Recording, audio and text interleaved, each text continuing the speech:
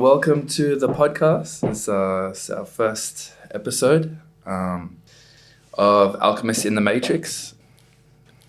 How are you today? Yeah, I'm doing pretty well. So you drove quite far to get here? Yeah, from the Blue Mountains. And I thank you for the invitation to join and have a conversation. The idea of the podcast is to discuss topics that bridge the gap between science and spirituality, to question our beliefs and challenge our ideologies, understanding the laws of the universe and using our inner power to create a better life for ourselves. So, for example, we will explore using the power of manifestation, such as the law of attraction and law of abundance. How do you feel about those concepts, the law of the universe?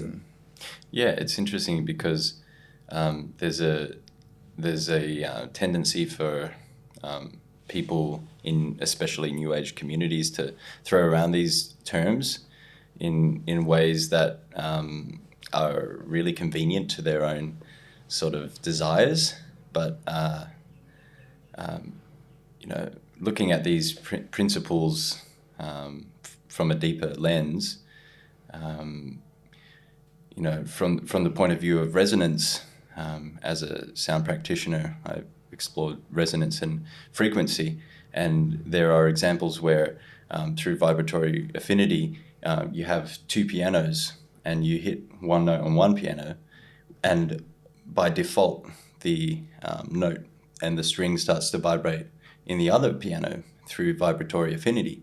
And so through the law of attraction and vibratory affinity, rather than an assumption that we're worthy and deserve everything we desire, it actually calls forth the question of accountability to our life and what we've attracted and what we've had to deal with, and what at times we may have complained about, yet neglecting the fact that there's a reason why we've experienced those things. And I really find that the power in the accountability and the deep recognition of, from that perspective, is really the pivotal thing in order to attract and change our resonance and to start to rectify and have the capacity to make a deeper change to a pattern of our nature, of our personality, of our concepts, beliefs, and way of being in the world. How did you get into sound therapy? Well, I struggled a lot in childhood in school and with bullies, and I just had this immense sense of searching for security and sanctuary. And I remember there was this day where a student had come into the class and announced that there would be availability to explore the school band and instruments at lunchtime. So I came along to that. Immediately, the woman who ran the concert, Peggy Coley, handed me a trombone, and on account of the fact that I made a sound straight away, it was my designated instrument. And so from that point on, music became a really pivotal point of refuge and experiential differentiation from what was the common trend in my life to a higher standard of feeling and expressing and feeling safe. And so that kind of developed over the years of adolescence through rock music, just expression in general, and finding a sense of relief in expression, intentional expression. But then in my early 20s, I made contact with a really profound school of wisdom, the Gnostic Esotericism. And one of the components to the studies was the science of pranava, and which is translates to primordial sound. And through those studies, I became absolutely impacted by the power of sound. That sound and vibration and resonance is is the essential building block to all that is. That absolutely everything and anything, if you look at it deep enough, is a resonance, a photon or phonon. They come from the same or originating source. So it just made sense to me that a therapy or a practice or a way to find connection and healing would be on the most fundamental base, primordial aspect of what reality constitutes, and that's vibration. Yeah. And frequency. Yeah, and frequency. So that through that school, that's how I came to find sound. Explain what you touched on before, the Esotericism. Esotericism? Yeah. Explain what is that? So, as a student of the Gnostic esotericism, at its basis, it is a guiding body from the basis of self-inquiry and self-discovery, rather than taking on belief and blind belief per se. So it's more philosophy than religion. I would say that Similar to Buddhism? in a sense, it doesn't come into the context of what religion implies in the modern sense of the word religion, but more so in the archaic understanding of that word, which would be to unite one's soul with divinity. So in that sense, it is religious. But what we've come to understand as religion in the modern world, immediately we see as a dogmatic and manipulative, coercive, power-dominating structure that robs people from their true freedom to live in accordance with what they feel is correct. And we've seen that throughout history. However, I do strongly believe that religion has just been corrupted over the years. And a lot of it's changed from what it was thousands of years ago. But yeah, do you find that? So do you find that the esotericism? Did I get that right? Yeah. Do you find that has there's no corruption in there, or do you think that there's somewhat? But because it's more of a philosophy than a religion, it's free from being tainted, or there's always a risk, right? Because as long as we're the way that we are and we find ourselves, which is also the reason why we need religion in the first place. The fact of our imperfection and the fact of our degenerate state that we can really easily see in humanity, that's actually the reason why we need religion in the first place. But it's also the reason why it's never permanently safe structure, and the way that it is that there are great beings and great people throughout history who have established a religion as a guiding system, as a means to guide humanity to connect with their interior divine nature. But when you say religion, you don't mean it in the common understanding that people would say is religion. They think a whole bunch of rules and things to follow, a Bible to read from, and your concept of religion is different. Can you explain the difference, the way you see religion versus the way the majority would see I like religion? the way that it was explained to me the other evening, which was that these great people establish a religion, but then through the process of convolution and entropy,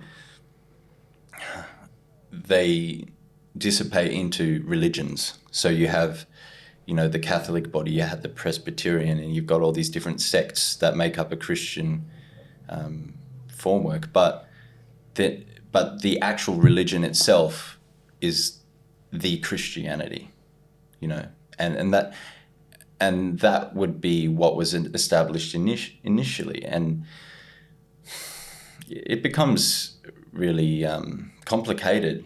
But the important thing that I often hold in my heart is recognition that despite any of the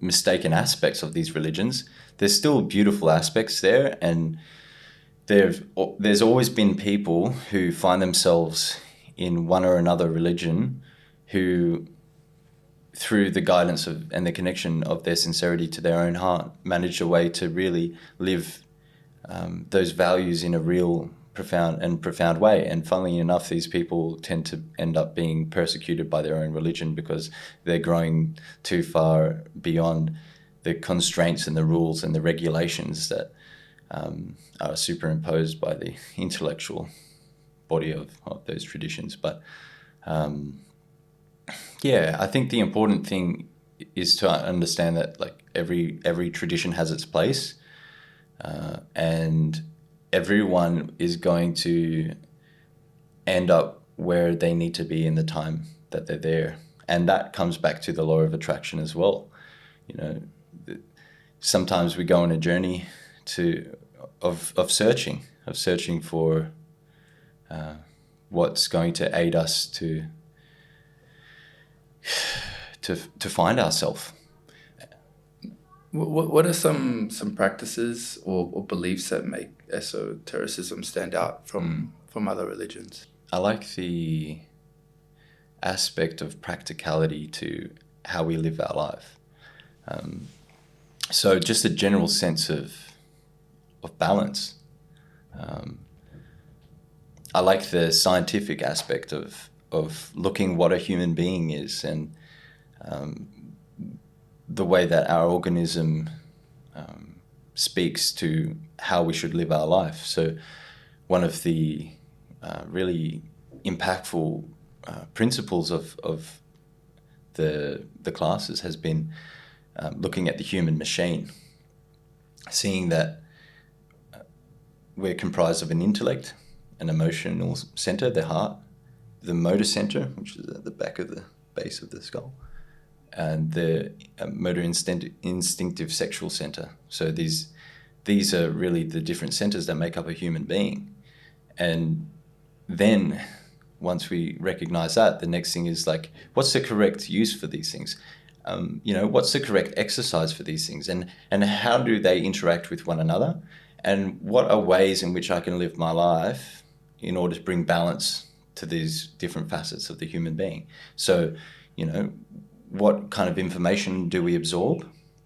And how selective are we with, in a world as polluted as the world that we live in today, mentally pollution, how selective are we with the impressions that we absorb? And then where's the limit to how much is too much, how much is enough, how much is necessary? So, someone who is addicted to using their motor center, running marathons, essentially abusing the motor center. It's not a bad thing to get addicted to. Well, not if you're just normal human being who just is simply hedonistic and enjoying the life of pleasures and fleeing from what we find discomfort. Yeah, I find that doing too much of a good thing, you can lose yourself. Like even if it's something productive, like let's just say that I'm really going through a gym phase, and I'll be going 5 times a week, and then it just trickles down into my life so much where I'm focusing on my diet all the time, my workout, my recovery, and analyzing my growth physically. Then because I'm obsessing over that, it's taking away from that time to reflect on myself and to allow space for new ideas and new possibilities to come in. So while it's good to always form these habits, you have to have a sense of control, right? Because then otherwise you just lose yourself. And I think that's what you were trying to, in layman's term, was expressing. For sure, 100%. Yeah, it's like how much is necessary and how much is abuse, or misuse, So like and the way then I look at the rest of the centers is like a nourishment for the heart, nourishment, beautiful, elegant music, or music that's just lovely. Maybe a nice film, exercise. I think the gym is great. Rock climbing, walking, even just a simple walk around the block. Yeah. So, but then when we really get down to it, how we use the sexual energy, and that's been a really big interest of mine over the past several years, in exploring the potency of what that energy is really made of, and the impact of and the results of how we can use that and guide that energy within us and in our lives in order to have the most generative, regenerative, and attracting the higher values of life in our life. So, yeah, I find that with my sexuality, years ago, I used it for validation. So going out and having flings and one night stands, and while it was all fun at the time, I realized that there's no substance behind it, and then there's also, and I feel like when you share that experience with someone, there is that energy exchange, and if you go and you just give that to randoms and spread yourself out like that, I don't know. I feel like I was losing myself, and now that I'm single, I want to put all that energy back into myself, and I'd rather wait for the right person than to just go out and give that away. Like, how do you? Yeah. Did you feel like you lost self-respect through that? No, I guess feeling that I did it for the wrong reasons, or feeling that if it's something that I needed to do to make myself feel better, it's just, I never really felt great. You think ahead of the time, yes, this will, I see it, sex is like food. Like at the time, if you're really, really hungry, right, McDonald's will look appetizing, and then you go and eat it and you'll feel sick after, right? But if you go out, if you wait and you bide your time and you save your money and you go and have fine dining, it's worth the wait, and it's worth the investment, and you will walk away from that meal feeling more fulfilled. Yeah, beautiful. I think there's something to be said for having those experiences and learning from the mistakes as well, because it's really challenging not to fall into those patterns in the society that we find ourselves in today that is just encouraging it. And so, I relate to having made similar mistakes and feeling that to the core of my being. But like hookup culture is so rife these days. Every time I go traveling and I go to some island, and it's just, people just want to be loved. Yeah. We just want connection. And I think sometimes we haven't practiced how to meet one another in deep connection in non-sexual ways, that it seems it's the thing that draws us in that we're most hungry for. Exploring those energies, like how does that relate to, say, you're saying your cornerstones, like sexual energy being part of it? Like how does do you find that if you're going out there and dedicating your time to to these like to the bad stuff, to the hedonistic lifestyle, that takes away from your focus on Totally, because the creative energy is the building block of all things. It has the power. It's a seed in the egg. It has the power to create life. Speaking of the seed, you told me before about seed retention, and that's big in essence. So tell me more about that. Like what? Well, yeah. Is that like a not November kind of thing? Yeah, except not just for that it's all the time. Yeah. And of course, it's a challenge. We've got to be realistic. It's why retain that seed? Like, and what does that? Like, what does that mean to yeah. you? Like, well, there's actually pathways in the body that are designed that are able to take that energy and we call it sublimate that energy or transmute that energy. Through Ida Pingala, and through the Sushumna canal, which is the spine. The spine up to the pineal gland? Well, up to the brain, but there are some traditions where that's their final destination. But in the tradition that I'm a part of, the final destination is actually the heart, and so we call it, the shepherd's crook or the shepherd's staff, because we do certain breathing practices to inhale this energy up the spine, into the brain, and then exhale and emit that energy into the heart. And, for me, the experiential knowledge of that is unquestionable. It's undeniable.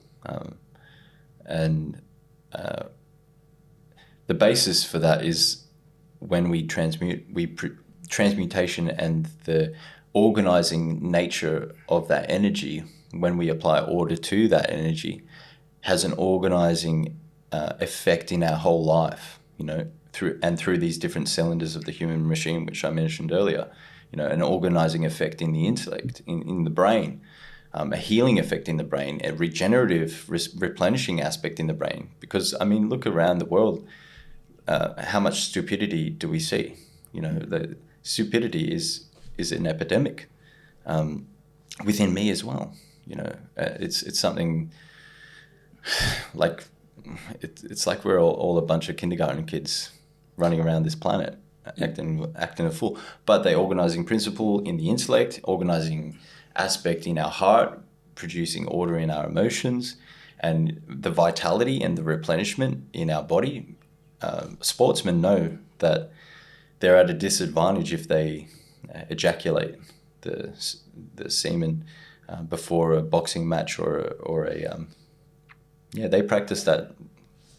And in animal husbandry as well, they know that they're going to have a better stock and stronger offspring if they are really careful in how they allow that male horse to fertilize or have sex sexually. In the past, when I was fighting, I had there were other teammates who, they believed that their testosterone was better and they'd have more energy if they refrained a week beforehand. But no, I couldn't do that. I was still doing the deed, having sex, right up until the night before my fight. And I felt that it at the time didn't make a difference, but I think looking back now, it could have made a slight difference. It wouldn't have made or break, but especially when it comes to things like cycling, and really endurance-based sports, or sports where every second makes a difference on a time, on a track, maybe then, but I just felt for me it didn't make too much of a difference. I've got to make a really big distinction there too, because one thing is not to lose that energy and spill it, but another thing is to suppress that energy, and that is very destructive. transmuting and sublimating that energy is in no way a suppression of that energy. It's a harnessing of that energy, Right. and a redirection of that energy, and an absorption of that energy. Because if you're just capturing that energy and saving it and then containing it, that's when you explode. That's when you right? explode. And that's why we see, like in all the traditions where they have done that, there's been terrible results. There's been, I guess we call it like pedophilia, and Right. Like all these perverse ways that,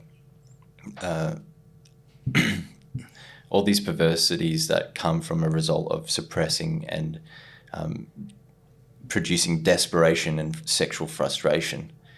Whereas transmuting that energy is a delightful experience. It's a very edifying experience. Well, say I wanted to try the seed retention. Like, how am I gonna transmute that energy so I don't end up exploding in my sleep? Yeah, well, so to speak. I mean, first, it's important to understand that it's a journey, and it's not helpful to apply anger towards ourselves through that process. Understanding that it is a challenge, and it's a fundamental issue in the world. How do we use this sexual energy? If we really look at the problems of the world, we can trace a lot of the problems back to confusion around sexuality. And so first we need to have compassion for that in the world, but also within ourselves, to understand that we are in a world where this is a predicament, and we too have this as a predicament within ourselves. And so we can, once we have that attitude, we can more openly explore the territory of our faults with that, because it's less scary to examine and confront ourselves on our mistaken ways and our poor behaviors, when we're actually doing it from a place because we care and we know that we're capable of changing and living in a higher way. So I'd say the first thing that's important is to really look at our attitude towards it. And then the next thing that would be important is to look for techniques and techniques and practices that have this effect. And so there are particular breathing practices that are solely focused and designed to produce this effect in the body.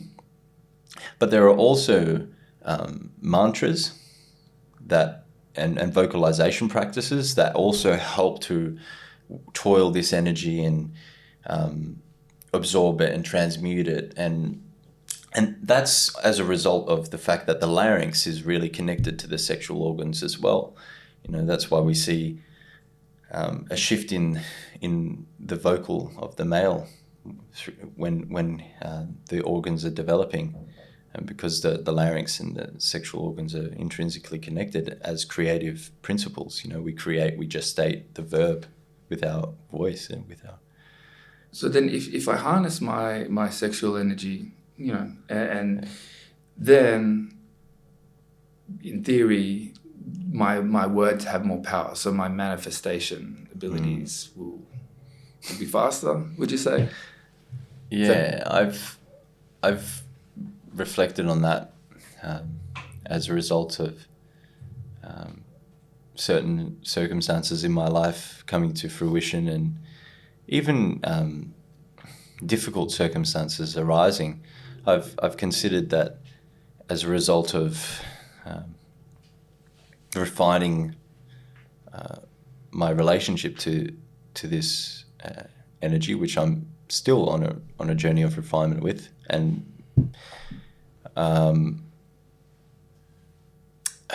I've had to examine that what the quality of the impact of that has been on attracting or magnifying certain situations. What about what do you think about like fasting? You see, because you were speaking about like regeneration. Yeah. What do you believe? Like autophagy. Yes. Yeah. So do you practice in fasting or? In a very natural way. Like when I was in my early 20s, I explored the ketogenic diet, and I find there's some value to that, but I'm just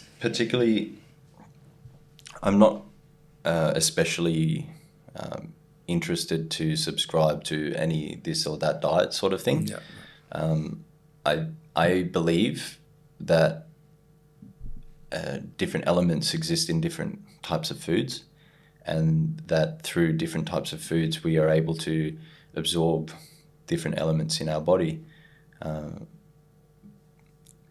But I will say that fats and protein play a big role in my diet.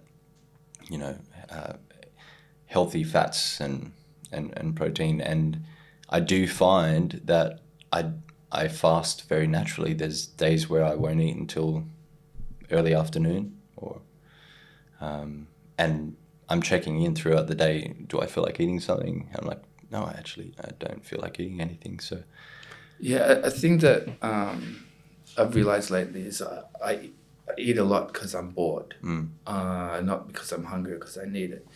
And a mutual friend of ours told me that they fasted for a week. Yeah, right. And then, I don't know, I just thought, if she can do it, I can do that. And I just saw it as a challenge. So without even preparing, without even knowing the benefits, really, I just wanted to do it because I love the challenge. Actually, she mentioned that you were fasting, like at one of those gatherings that we were at. Yes. Was that the final day? I think that was the second last day, or maybe the final day, and I had to drive there, and I just, Was that a 7-day fast? It was 7 days. Yeah. It was only really hard on the second and third day, and then after that, your body just switches over and starts eating off its body fat. And I think by then, it just stuck with me that, okay, yeah, I'm doing this. What sort of impact did that have on your mental, like in your mind, like clarity, and like what was the impact on your heart, your mind, body? It gave me a real boost of self-confidence and just conquering that. I felt really, really good. I've been setting a lot of challenges for myself recently. I tried to do it again this week, but I got to day 3 and I was driving in the car, and my brother was next to me and he said, "So what's your podcast going to be about?" And I tried to explain the idea of the podcast and having you as a first guest, and I couldn't put the words together. So then as soon as I got home, I got to eat. But I definitely in the next few weeks want to do another week again. Yeah. Nice one, man. Have you heard of water fasting or dry fasting? Well, water fasting is the fasting, so you can only just have water. Sorry, I meant dry fasting. Have you heard of dry fasting? No, what's dry fasting? It's where you don't eat or drink anything, and apparently it's because the cells in our body have so much liquid to them as it is that it's actually a really profound detoxification method that detoxifies on a cellular level. I wish you hadn't told me that, because now I want to try it. Because that sounds a lot harder. I've been curious to try it for a long time, but just finding the time to not have any strenuous work, commitments and things like that. I can't imagine fasting like that and having to still do lots of physical work and things like that. You couldn't even really do much activities. Like you wouldn't be mowing the lawn on a dry fast, right? So it's got to be, you'd have to be just at home doing nothing, meditating for 3 days, something like that. But I think that could be a 3-day thing, because I get really thirsty when I'm fasting, because water, a food holds so much water in it that if you cut food out, you have to drink at least 2 to 3 times as much water. Yeah, I know. It seems kind of mysterious to me. It doesn't really make sense to my mind, but there's apparently something to it. So let's talk about you live the thing that intrigues me about you the most. Yeah. And is that you live out of your van. Yeah. Like that's the ultimate freedom. Like how did that come about? So, I've always been interested in finding ways that I could live with less cost. But it came about, like, really, I ordered this van for my business, for my landscaping business. And I kind of was going through a really rough time during that time. I was in a relationship, and talking about and reflections on what we attract in our lives, it was a very deep, reflective time, because this partner of mine at the time descended into mental illness and ended up taking her life. And so what initially began as taking the van and ordering the van, having it for business ideals, I felt a need to actually produce a space that would hold me through that time of grief, and through that time of self-reflection, in a way that would alleviate a lot of the costs of that time, because my health was deteriorating. I couldn't walk halfway up the main street of my town without wobbling at the knees and nearly falling over. So I really was quite desperate for a sanctuary of sorts. And so I discovered one of my friends was creating a business of van building and building tiny homes out of vans. So I hired him to convert my van, and I just stuck through doing what I can and having staff members that I could delegate what jobs to do, because my capacity to do the jobs were highly reduced. And I just, once this van was ready, I just went to the beach, went to beautiful places of nature, connected with friends, and just took refuge in places of healing, really. And I've been living like that for about a year now. And I've got to say that I feel really well accustomed to it, that I enjoy it a lot. And one of the differences in the way that I approach it to a lot of other people is that I still, it's been really important to me to still have an established sense of groundedness. So I still live where I've always lived, really, and have a business there, have an established gardening and landscape business. And that's made more easy to conduct on account of the fact that I have a really good trailer that has, fold out shelving for tools and equipment. So it's still really functional in the sense of being able to have a grounded lifestyle, have the flexibility, and have the best of both, really. So you still have your home? No.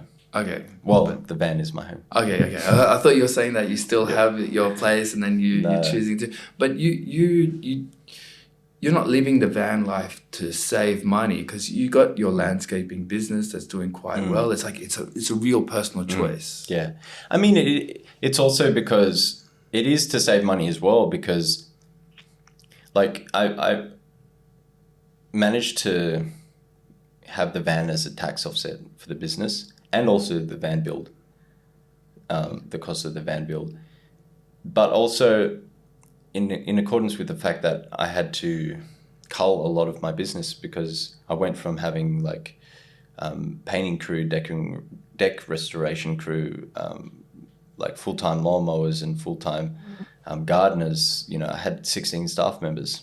And during this time of collapse in my life, which was really connected to my Saturn return as well, everything had to fall away. And my attitude to that was to allow that to happen and to allow what needed to fall away, but also be willing to keep the routines that everything fell to in place as well. So it was really important for me not to just throw away everything that my life was founded on, because it was partly what helped me be sane, having my routine and things like that. Is there any real obstacles? Like how do you shower? Do you have to go to a beach? A lot of people, bathroom? yeah, a lot of people have Anytime Fitness memberships, and I have one as well. And so there's a plentitude of Anytime Fitness That's so smart. gyms around. Yeah, so you can, that's one thing. I'm addicted to using the sauna. I go to the sauna most days of the week, and that's a really good way that I have a routine of cleansing out and being clean. Clients' houses, I can use their amenities, their bathroom. And then do you find yourself eating out all the time, or just do you go to Woolworths a lot and just buy some cheese and some olives, and then you just It's one a meal at a mixture, time kind of thing? It's a mixture. Like I also like spend a lot of time at friends' houses, and not like sapping from them or anything, but like it's just really, it's so nice to be able to like hang out with friends and also have everything you need in your van, and then actually have something to present as well.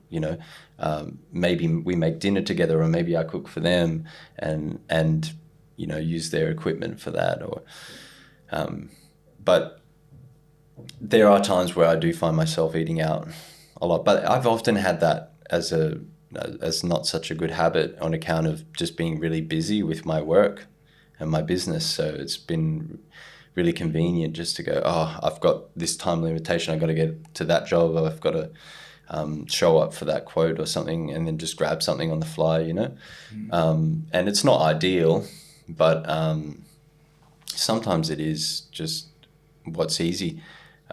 But this weekend, however, I've collected a assortment of different vegetables and fruits for my camping trip down in Thirroul.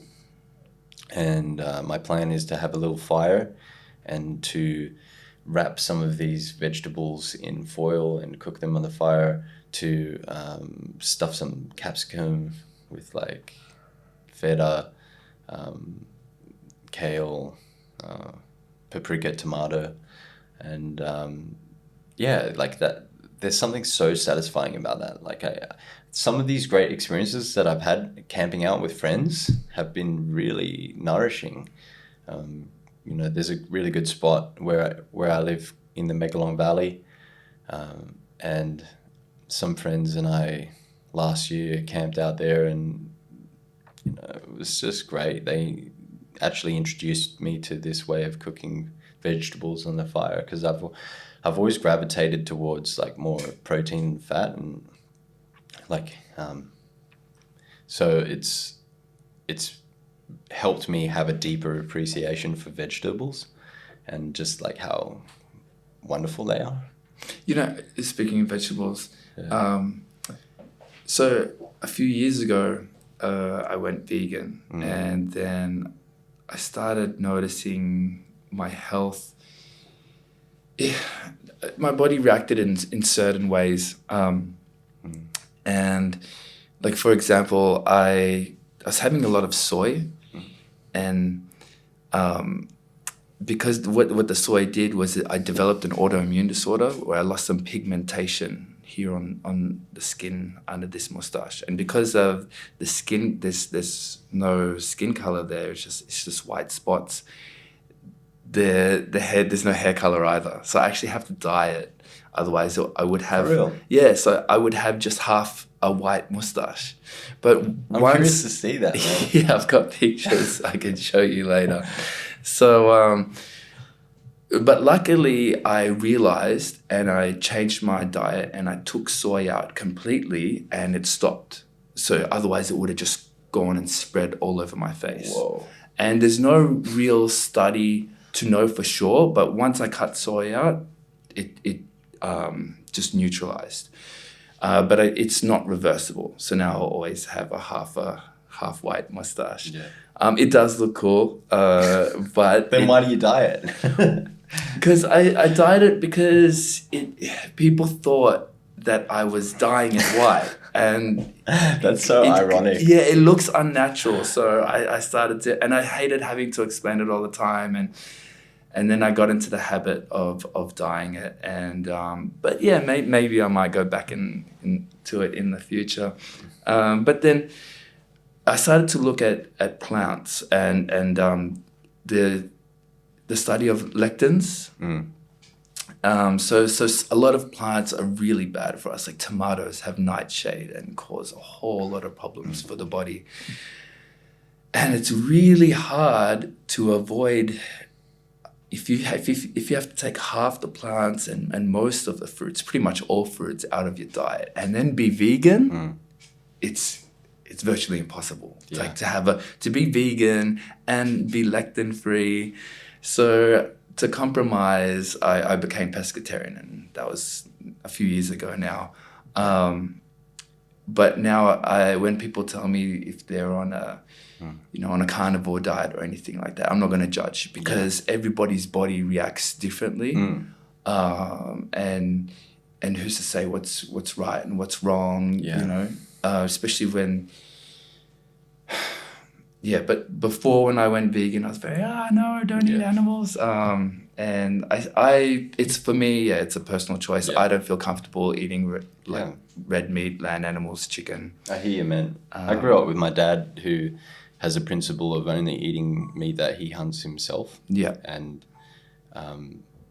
that's been pretty influential in instilling a sense of respect for animals, but also in the sense that I just have a perspective that the cycle of life is to eat and be eaten. I see that as a universal law, to eat and be eaten. And there's actually stories in Tibet of monks or like great spiritual monks, practitioners, yogis, who were contacted by the spirit of animals in the astral, and the animals were asking them to come find them and eat them. Really? Yeah. I gotta look that up later. That sounds a bit wild. I know it sounds during meditations, I come, eat me, find me here in the forest. I'll be at this tree. But you know what the principle of that is that because these practitioners are high vibration human beings, that through the ingesting their body, they actually assist and facilitate the spiritual process of that animal's soul, which is the animal soul is called nefesh, in developing, so that sooner in a quicker way they can ascend to a human body and then start to have the possibility of spiritual development that's possible once we reach human state in the wheel of the Bhava Chakra and the wheel of becoming. But I just thought that was remarkable. And I know that it sounds far-fetched, and people who would hear that would go, no way. One of the things that I believe in is that if you eat an animal that's been farmed, you really are, like, you're absorbing their energy. And certain animals that they know that they're about to be killed will defecate all over themselves. And it's like, and then they just, I don't know what it was, but someone once said something to me and it just really resonated that, when if you eat an animal that's lived a life of torture, part of that energy, because like you said, energy, it can't be destroyed. It passes through, and if you're eating their flesh, some of that's gonna come like into your being. But if you're gonna hunt an animal, that's coming from a more natural place, and it hasn't suffered. So I often go fishing, and I find it to be really powerful experience, because to witness that experience where you're taking a life to sustain your own, but also realizing that you're diminishing that creature's life as well. It's like it produces a really, I think, particular sentiment.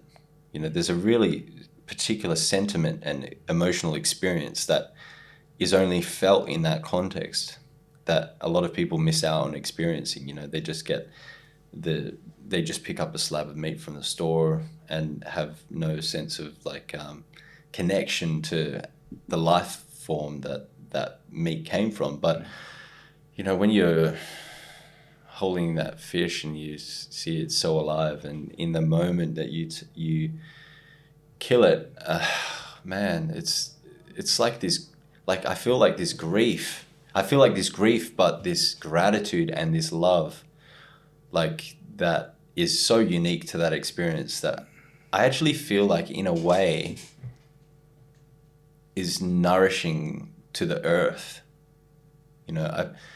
I feel that there's something really important in having that transactional sentimental value that is good for the earth and good for humanity and life, to have that resonance, because life is like that. Nature is cruel, nature is harsh, nature is beautiful, and whether we like it or not, we have to kind of come to terms with that we're a part of that, and that we live in this world, and it's a challenge. But what you're touching on around the slaughterhouses and that farmed, it's so heartbreaking. Well, we don't have that the luxury of being able to go and hunt and have that avatar moment, where like, I see you, because we're too busy. We're locked in this system where we have to work 40 hours a week. So that's the option that people have, is just to go to the butcher and buy the meat, go to the market and buy the fish. But at least, that's why if you can get out there and you can go fishing, a few times a year, or if you're going to go out into the bush and shoot some pigs or kangaroos, that can be a real visceral, just experience. And I often wondered, what are some ways that we could make some practical changes to this system of farming animals, because it really has to be looked at in a practical way, because people need food as well. It's not a simple solution. It's not just let's just stop that.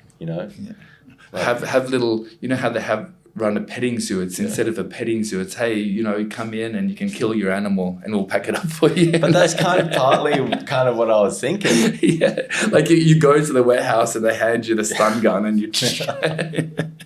I was actually thinking something similar, but not quite. But what if there was a culture created around bringing people into these layers, death layers. No one's gonna pay for that unless they're really sadistic. No, because you think about if they were to bring people in there, then they'd have to also therefore change the environment to be to standards where eyes could see what's going on there. So imagine if these places held value of honoring these animals, you know, and gratitude. So people could come in and experience what it's like to see these are the animals that we're actually consuming. These are the animals who are being sacrificed so that we can sustain our bodies, and you know, we can interact with these animals. And of course that takes a courage, that takes an emotional maturity, and a willingness to explore discomfort, which is really not the value of our society. But if we could even just implement that, you know, what a difference that could have. I think you would turn a whole lot of people vegan just like that. But maybe that's, but like, sure, maybe that's okay, the process. they turn vegan, right? But then, because like that's like the law of the pendulum, right? We move from one extreme to the other. But like eventually, so at least that produces some shift and some movement, so that they go from one thing to the other, and then from that thing, then they go, oh, we hit a dead end here too. Maybe there's something in the middle, you know. So like maybe that's just the journey people have to go on. I mean, generally people go from extreme to extreme, and then they go, oh, that was a bit too extreme. Let's go a bit more here. Oh no. So I don't know. It's in the end, everything. Like in the end, as unpleasant as everything is, I trust that there's a process taking place as well. You know, I trust in the intelligence of the universe, of the divine law. I mean, look how remarkable nature is. It's never failed in being able to guide energy where it needs it. And although that there's complication and discomfort, there's so much learning taking place, you know. There's so much development, and everything that can be experienced in life and creation, I believe, serves as a vehicle for knowledge and for our divine nature to have experience of what it can be like to be dualistic, to be subjected to suffering and pain, and experience joy and connection and disconnection and ugly and beauty. And you know, I think it's as captivated by these elements we experience ourselves being captivated by these elements. Sometimes we just need to let go and surrender and realize that we don't have the full picture and the full context of why everything is the way it is. Let's go back to the sound healing. Like, do you do that as for work as well as the landscaping, or is it just more of something, a hobby? Yeah, at the moment I do it a little bit for work, but also as a way to give back to community. So one day a month I offer free sound healings to one-on-one to whoever books in, and that's just because I feel like it's rare that we find opportunities are taken to really just give without anything in exchange.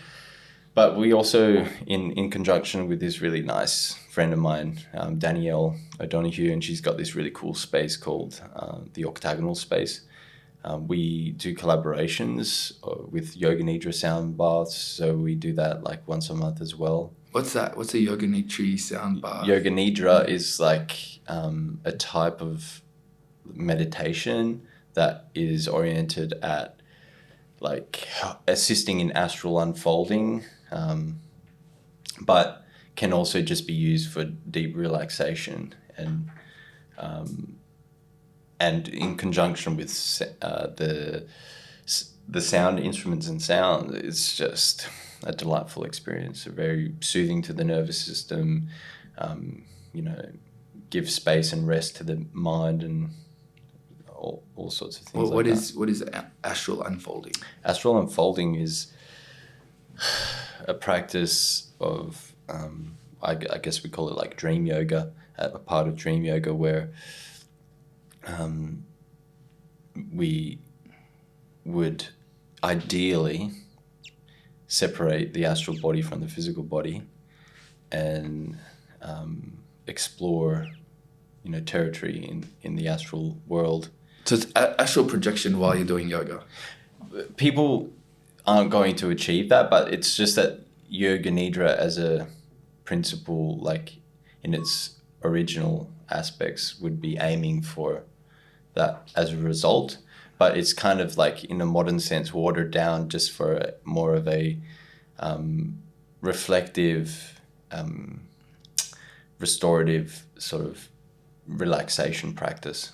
Have you been able to leave your body while doing yoga? I've done a lot of practices with it, and I've had certain results of attempts from it, but I've never actually been able to successfully consciously separate my astral body from my body and explore like that. But I have done practices and felt my whole body convulsing, like an earthquake, and heard like the most sonic sounds, like electronic sounds that are indicative of that process taking place. So it's just a matter of sticking with it and keeping it going. Have you heard of Dr. Robert Monroe? I have heard of Dr. Robert Monroe. So Yeah. he developed these tapes and with the CIA, and they've been released. There's a collection of them. I downloaded them. I started listening. I think I got to maybe 10 meditations in, and then I just got distracted. When I went on holiday, came back, and I haven't gotten back into it. And I think if I get back into it again, might try from the beginning. But I did notice a few weird things happen to me. Yeah, just before I'd fall asleep, my mind kind of shift a bit into, I felt that I was going into a different consciousness. I don't know if I'm going to my own consciousness in another time, or I'm going to other people's consciousness, or I'm crossing dimensions, but I just know that I could just jump and I'll be painting a wall with someone, or I'll be at work doing something, and it's obviously, and then I'll quickly snap out of it. Right. So I don't know what to attribute that to, but it started after I started listening to those tapes. It's interesting, man. Yeah, so the gateway experience is what it was called, and yeah, if you want, I can get those files to you on a USB Sure, or something. I'm curious, yeah. But I want to, when I think my son's ready, I want to get him to listen to those tapes as well, because I feel that a child's mind would be more. It would. I think these tapes would work more on would be him than it would an adult, because we're too conditioned. Our minds, our brains are too hardwired. I mean, if you were to give these tapes to a 5-year-old, they'd probably really. Yeah. I don't know. But like, what are the quality of the tapes? Is it like binaural beats or? Yes. Yeah. And these tapes aren't doing anything crazy. People think, CIA experiment and this and that, and they get very hesitant. But once they listen to the tapes, it's just simple things like the ocean noises, someone saying, hey, walk in, like picture a box, put all your problems and worries in this box. Really basic stuff. But it's just been designed to really get your mind in that state. Everything else, it will come naturally. So it's just preparing your mind to quieten itself, to allow that natural process of us to astral project. Yeah, beautiful. Yeah. Nice. Thanks for sharing about that. But yeah, so you were saying about, you told me about this instrument you created. Yeah. So a friend and I, I had commissioned a friend of mine to build a Pythagorean monochord table, which is like 6 foot long, maybe a little more than 6 foot. It has 65 strings underneath, and it has 2 speakers inside of it and resonant chambers. And so clients lay on it and I'll play like even like sounds like binaural beats and different sorts of tracks that you can actually feel massaging through your body in a really physical way, as well as playing the strings, like laying underneath them, playing them. It's just an awesome instrument that like vibrates through the body, and I think it's an instrument that, you know, a lot of people have been attracted to, and it, you know, with sound healing, there's quite a generic aspect to it now. There's a lot of people doing the same things, and I think it gets a bit boring as well, because like it's always nice to kind of try and bring something new and diverse to something. Well, I don't know anything about sound healing, but what I just picture it is people lying down on, say, a massage table and someone just gonging and, you know, those little bowls. Tibetan bowls, yeah. Yeah, and I mean... It is lovely. it is nice, and you can use those like in really effective ways, but it's just like, let's keep broadening, you know, and exploring new territory of how we can apply this, and ways in which we can explore how sound could work, because, you know, it is all great, crystal bowls, and it's also up to the individual how the consciousness they bring to the practice that's going to, you know, have an impact on how successful or how impactful the experience is. But how does it heal me? Like, how will I walk away from it? Like, how will, in that hour or however long that you're doing the healing, what are the immediate impacts that I will notice? Yeah, well, you will notice a sense of lightness emerging. You will notice a sense of clarity emerging in your perception, like a lightness emerging in your heart, in your physical body, aches and pains dissipating, and the breath finding a rhythm, a stable rhythm, and just a deepening into the moment, and sometimes there's challenges as well. Like people do sometimes get caught in thinking, and that's why it's actually also a co-creation. It's not just I'm doing the healing with the instruments. It's the best results come from me being present with the instruments and present to the individual, as well as the individual being present with themselves and with the experience and with their intention around this as well, because we're just cooperating together, and it's their body that knows how to instinctively receive the sound, and for the balancing of the nervous system. Our body is intelligent and is the one that's doing the healing essentially. So but yeah, a lot of people describe that they end up leaving with a really pronounced sense of lightness and happiness and joy. So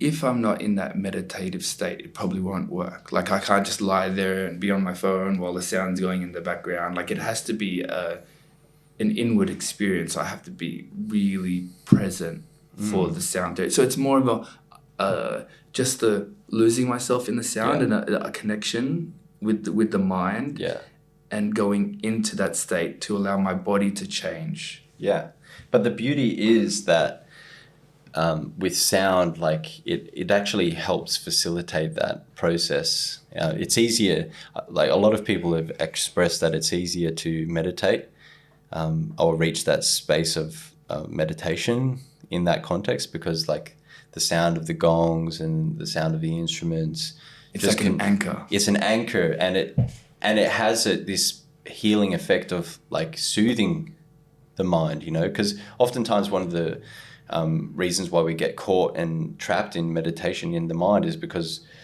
we get frustrated, you know, with our thoughts. We get frustrated with the fact that we can't just, you know, stop thinking.